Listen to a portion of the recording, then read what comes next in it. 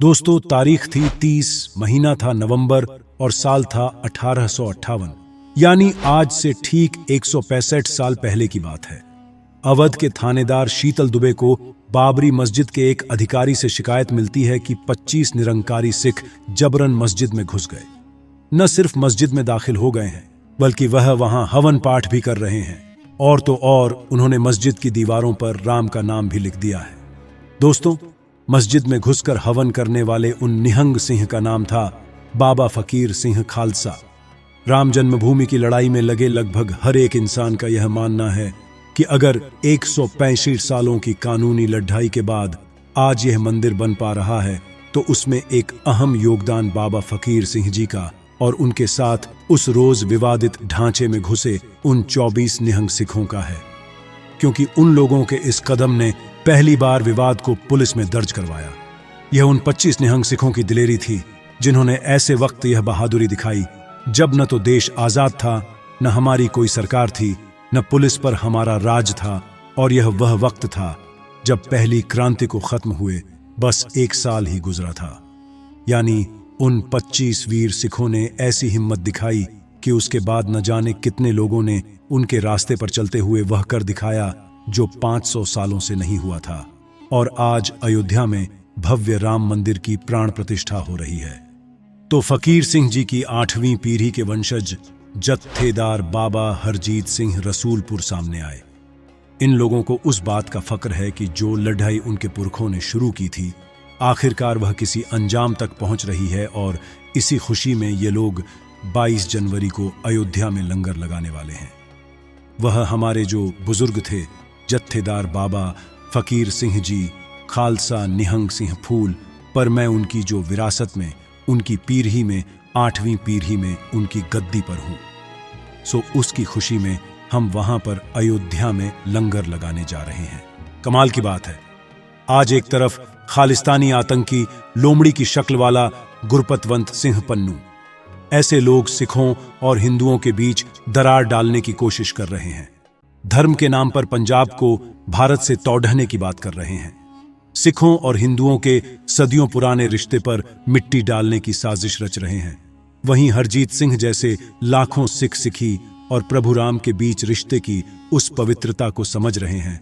बाबा फकीर सिंह खालसा जी और उनके साथियों ने आज से 165 साल पहले जो किया, उसके लिए हम उन्हें और उनके साथ गए बाकी निहंग सिख भाइयों को नमन करते हैं। प्रभु श्री राम के हम सब भक्त हमेशा हमेशा के लिए अपने उन सिख भाइयों के आर्नी रहेंगे। मगर इसके साथ ही हमारे लिए यह जानना भी जरूरी हो जाता है कि ऐसे हर उस शख्स के बारे में हम बात करें जिनकी हिम्मत, हौसले और विद्वता के चलते आज अयोध्या में भव्य श्री राम जी का मंदिर का निर्माण हो पा रहा है। यूं तो ऐसे हजारों लोग हैं, मगर कोशिश करेंगे कि आज उन लोगों की खास तौर पर चर्चा की जाए जिनके बारे में या तो हम कम जानते हैं या उतना नहीं जानते। ऐसे ही एक दिव्य पुरुष है जगत गुरु रामभद्राचार्य। अगर दोस्तों मैं ये कहूं कि जगत गुरु रामभद्राचार्य जी मौजूदा भारत के सबसे विद्वान शख्स हैं, तो शायद गलत नहीं होगा। अगर मैं ये कहूं कि वह इकलौते ऐसे शख्स हैं जिनकी एक गवाही से पूरे के पूरे अयोध्या विवाद की गुत्थी सुलझ गई, तो भी गलत नहीं होगा। अगर मैं यह भी कह दूं कि अयोध्या को लेकर 150 साल से ज्यादा वक्त से चला आ रहा कानूनी विवाद सिर्फ उनकी वजह से सुलझ पाया, तो यह भी अतिशयोक्ति नहीं होगी। यकीन मानिए दोस्तों, जब मैं आपको उनकी कहानी बताऊंगा तो आपके पूरे बदन में सिरहन दौड़ जाएगी, आपके रोंगटे खड़े हो जाएंगे। दोस्तों, मैं बात कर रहा हूं जगत गुरु रामभद्राचार्य जी और राम मंदिर निर्माण में उनके अमूल्य योगदान की। आपको बता दूं, जगत गुरु जी का जन्म 15 जनवरी 1950 को हुआ। पैदा होने के 2 महीने बाद ही उनकी आंखों की रोशनी चली गई। वह न लिख सकते हैं, न पढ़ सकते हैं और न ही ब्रेल लिपि का उपयोग करते हैं। वह केवल सुनकर चीजें याद रखते हैं, मगर इसके बावजूद उन्होंने 22 भाषाओं में महारत हासिल की। वह इस समय भारत में तुलसीदास जी पर सबसे बड़े विशेषज्ञ माने जाते हैं। अब सुनिए, सुप्रीम कोर्ट में जब अयोध्या विवाद पर बहस चल रही थी और दूसरा पक्ष यह साबित करने में लगा था कि भगवान श्री राम का तो कोई वजूद था ही नहीं, उनकी पूजा तो सिर्फ 300 साल पहले शुरू हुई, और भगवान श्री राम का अयोध्या से कोई नाता था भी या नहीं, यह भी तय नहीं है। ऐसे में जगत गुरु जी की एक गवाही ने केस का पूरा रुख मुद्द दिया। उन्होंने सुप्रीम कोर्ट में वेद पुराण के साथ रामलल्ला के पक्ष में गवाही दी। उन्होंने ऋग्वेद की जैमिनी संहिता से उदाहरण देकर यह बताया कि सरयू नदी से भगवान राम के जन्मस्थल की दिशा और दूरी क्या थी। इसके बाद कोर्ट के आदेश के बाद जैमिनी संहिता मंगवाई गई, जिसमें जगत गुरु रामभद्राचार्य जी द्वारा बताए गए अध्याय को खोलकर जब देखा गया तो उनका दिया ब्यौरा एकदम सही था। यहां तक कि जहां जन्मभूमि बताई गई है वहीं पर विवादित ढांचा मिला। जगत गुरु की इस एक गवाही ने पूरे फैसले का रुख मोड़ दिया। यहां तक कि एक जज ने तो यह तक कह दिया, उन्हें कहना पड़ दिया कि आज मैंने भारतीय प्रज्ञा का चमत्कार देखा है। जो आदमी आंखों से देख नहीं सकता वह वेदों और शास्त्रों के विशाल वाक्यांश से एग्जाम्पल पेश कर रहा है कि वाकई कमाल है। तो आप ही बताइए, इससे ज्यादा अनुपम और दिव्य अनुभूति कोई हो सकती है क्या? एक ऐसा शख्स जो अपने जन्म के साथ ही अपनी आंखों की रोशनी खो देता है, जो न पढ़ सकता है न लिख सकता है, वह हजारों सालों पहले लिखे वेद पुराणों के ब्यौरों का इतनी सटीकता से वर्णन करता है कि देश की सबसे बड़ी अदालत को भी उसकी गवाही के सामने नतमस्तक होना पड़ता है। उनकी एक इस गवाही ने विरोधी पक्ष के उस झूठ की बखिया उधेड़ दी जो यह साबित करने पर तुले थे कि भगवान श्री राम का कोई वजूद है ही नहीं और उनकी पूजा तो बस कुछ ही 100 साल पहले शुरू हुई। आपको बता दें, जगत गुरु जी वर्तमान में चित्रकूट में रहते हैं।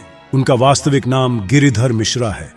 वह रामानंद संप्रदाय के 4 जगत गुरु रामानंद चारों में से एक हैं।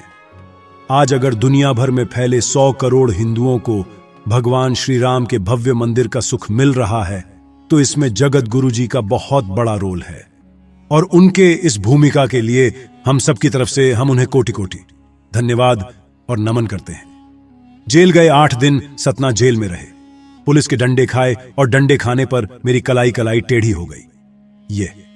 मैंने मेरी शारीरिक अक्षमता को भी पुलिस ने नहीं बख्शा, पर मैंने प्रसाद मान लिया।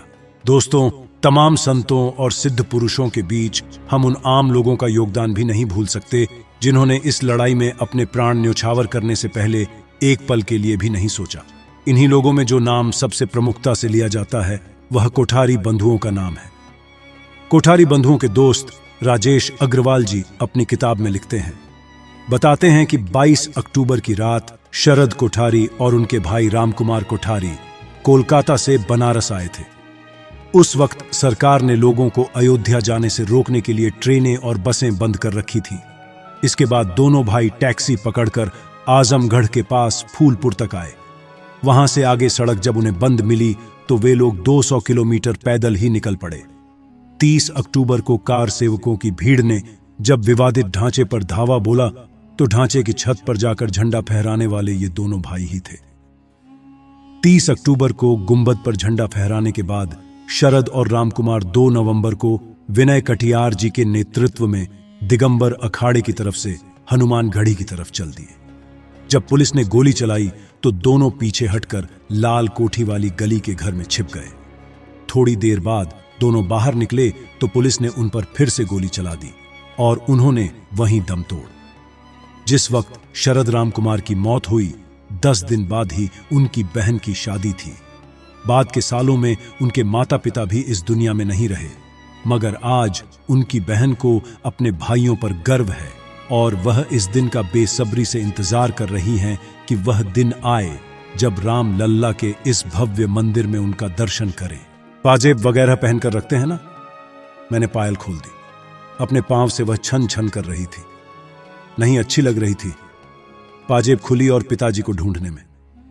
मेरे पिताजी कहाँ हैं? पिताजी को खोजा, ऊपर नीचे तो पिताजी मिले।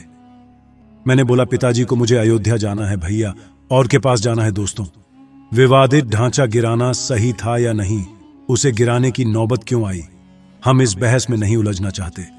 लेकिन यह भी सच है कि अगर बाद के सालों में एएसआई का सर्वे हुआ, उस सर्वे में मस्जिद के नीचे मंदिर होने की बात सामने आई। बाद में उन्हीं सबूतों के आधार पर अदालत ने वहां मंदिर निर्माण को हरी झंडी दी थी। अगर ये सब कुछ संभव हुआ तो इसमें कोठारी बंधुओं जैसे हजारों कारसेवकों का भी योगदान है, उनका रक्त है। आज इस मौके पर देश उन दोनों भाइयों का आर्नी है और हमेशा रहेगा। अगस्त 2020 में जब अयोध्या में राम जन्मभूमि का भूमि पूजन हुआ तो पूरे देश से खुशी और उत्साह की तस्वीरें सामने आ रही थी। मगर एक तस्वीर जिसने पूरे देश का दिल जीत लिया, एक तस्वीर जिसमें मौजूद शख्स की तुलना लोग प्रभु श्री राम के सेवक और भक्त हनुमान जी से करने लगे, वह तस्वीर थी 95 साल के पराशरण जी की। जी हां, कि पराशरण जी वह शख्स थे जिन्होंने अदालत में हिंदू पक्ष की तरफ से केस लड़ा। देखिए, इसमें किसी को डाउट नहीं है कि पराशरण जी मौजूदा भारत के सबसे सम्मानित जीवित शख्स हैं, कि पराशरण जी भारतीय शास्त्रों के महान झाता है। वह 2 बार भारत के अटॉर्नी जनरल रह चुके हैं। सुप्रीम कोर्ट में जब वह रामलला का केस लड़ रहे थे, उस वक्त उनकी उम्र बयान बेमिसाल थी और उन्होंने तब जजों से कहा था कि मैं अपने जीते जी इस केस का निपटारा चाहता हूं। उनकी विद्वता, उनके ज्ञान, उनकी तर्क शक्ति और शास्त्रों को लेकर उनकी अद्भुत जानकारी थी। विपक्षी पक्ष की एक एक दलील को उसने खारिज कर दिया। ये पराशरण जी का ही देन है। यत्नी ऐसी सूक्ष्म विचारों से और ऐसे प्रमाणों को कोर्ट के सामने प्रस्तुत किए कि कोर्ट को मजबूरन रामलल्ला के पक्ष में और आदेश देना पड़ा। कानून के जानकार यह मानते हैं कि अगर अदालत में हिंदू पक्ष की तरफ से यह लड़ाई जीती गई तो उसमें बहुत बड़ा रोल पराशरण जी का भी है, कि पराशरण जी शायद देश के इकलौते शख्स होंगे जो इंदिरा गांधी जी से लेकर मौजूदा सरकार तक सबके प्रिय रहे हैं, मगर उन्होंने हमेशा अपनी शर्तों पर काम किया। अगस्त 2020 को जब अयोध्या में राम मंदिर का भूमि पूजन हो रहा था तो टीवी पर इन तस्वीरों को देखकर पराशरण जी अपने आंसू नहीं रोक पाए। उस वक्त उनकी तस्वीरें देश भर में खूब वायरल हुई। राम मंदिर की इस लड़ाई में उनके योगदान को देखते हुए जब सरकार द्वारा राम मंदिर ट्रस्ट का गठन किया गया तो पराशरण जी को इसमें पहला ट्रस्टी बनाया गया। हम सबके लिए खुशी और गर्व की बात है कि इन सालों में मंदिर की लड़ाई से जुड़े बहुत सारे लोग उम्र और बाकी कारणों की वजह से हमारे बीच नहीं हैं, मगर के पराशरण जी 95 साल की उम्र में इस लम्हे का गवाह बनने के लिए हमारे बीच मौजूद हैं और पूरा देश हमेशा उनका आभारी रहेगा। उसने एक और शख्स जिन्हें मंदिर आंदोलन का मुख्य आर्किटेक्ट माना जाता है, वह हैं विश्व हिंदू परिषद के अध्यक्ष रहे दिवंगत अशोक सिंघल जी। अशोक सिंघल जी वो शख्स थे जिन्होंने सबसे पहले 1984 में श्री राम जानकी रथ यात्रा की शुरुआत की। वे अशोक सिंघल जी ही थे जिन्होंने राम आंदोलन से महिलाओं और युवाओं को जोड़ने के लिए विश्व हिंदू परिषद से दुर्गा वाहिनी और बजरंग दल जैसे 2 अलग संगठन बनाए। वह अशोक सिंघल जी ही थे जो 99 में राम नाम की पहली ईंट सिर पर लेकर अयोध्या के लिए निकले थे। वो अशोक सिंघल जी ही थे जो भारी पुलिस बल को चकमा देकर 1990 में भेष बदलकर अयोध्या पहुंचे थे। 70 के दशक में संघ से जुड़ने के बाद विश्व हिंदू परिषद के गठन से लेकर 2015 में अपनी मृत्यु तक अशोक सिंघल जी ने अपना पूरा जीवन, अपनी पूरी लाइफ सिर्फ और सिर्फ राम मंदिर के सपने को साकार करने में लगा दिया। वो आज हमारे बीच नहीं हैं, मगर वो जहां कहीं भी होंगे अपने सपने के साकार होने पर बेहद खुश होंगे। राम मंदिर का निर्माण उनके जीवन का सबसे महत्वपूर्ण लक्ष्य था और उसके लिए उन्होंने जो संघर्ष किया, उसके लिए वह हमेशा याद रखे जाने। दोस्तों, मंदिर निर्माण के लिए अपनी पूरी लाइफ दे देना अपना जीवन खपाने वालों की सूची में शामिल। अगर मैं एक एक शख्स के नाम का यहां जिक्र करूं तो शायद ये प्रोग्राम कुछ घंटों नहीं बल्कि महीनों तक चलता जाएगा।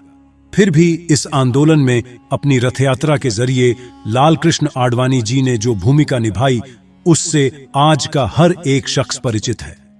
हम यूपी के पूर्व मुख्यमंत्री कल्याण सिंह साहब को भी कैसे भूल सकते हैं, जिन्होंने पिछली सरकारों की तरह कारसेवकों को रोकने के लिए गोली नहीं चलाई। भले ही इसके चलते उनकी सरकार चली गई, मगर उन्होंने कारसेवकों का खून बहाने का पाप नहीं किया।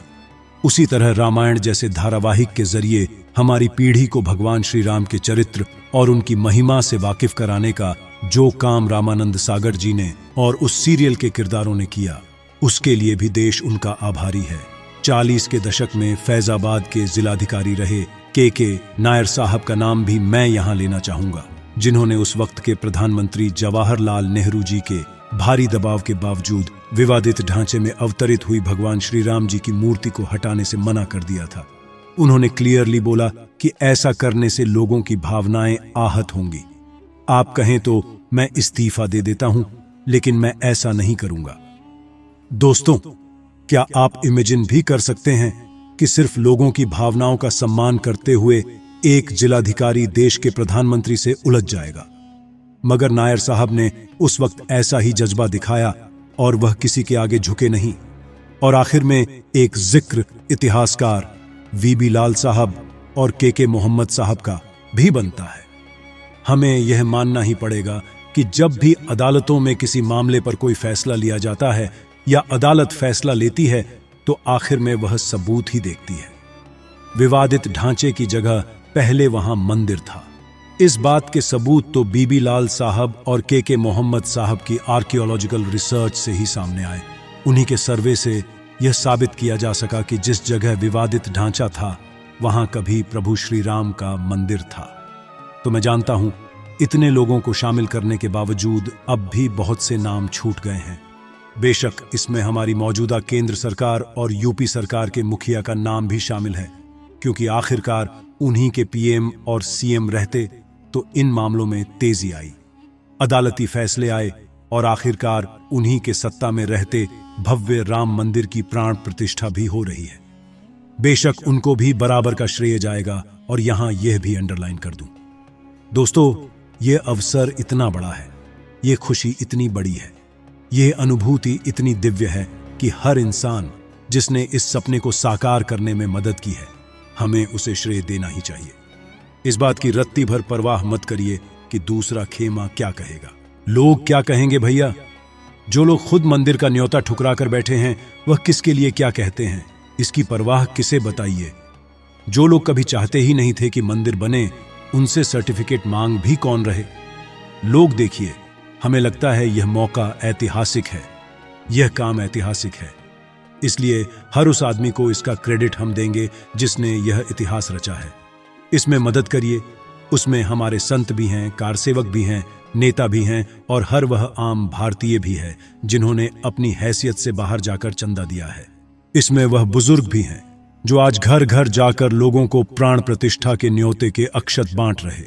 इसमें वह गरीब भी शामिल हैं जिन्होंने अपनी झुग्गियों पर श्री राम लिखे झंडे लगा रखे हैं। और इसमें वह गरीब आदिवासी महिला भी शामिल है जिसके घर जब कुछ लोग चंदा मांगने आए तो उसने अपने पड़ोसियों से 11 रुपए उधार मांगकर चंदा दिया, मगर उन्हें खाली हाथ जाने नहीं दिया। ऐसा इस देश का जज्बा है और यह लोगों के अंदर की खुशी। बस इसी खुशी को आप महसूस करते रहिए और इसे दूसरों तक भी जरूर पहुंचाइए। बाकी वीडियो पसंद आया हो तो प्लीज इसे जरूर शेयर करिएगा। हमारे चैनल माइंडेड मैन को सब्सक्राइब करिएगा। चलने से पहले और एक बार तहे दिल से शुक्रिया इस वीडियो को पूरा देखने के लिए। पसंद आई वीडियो तो प्लीज इसे जरूर शेयर करें। अपना ख्याल रखें, जल्दी मिलते हैं। जय हिंद, जय श्री राम।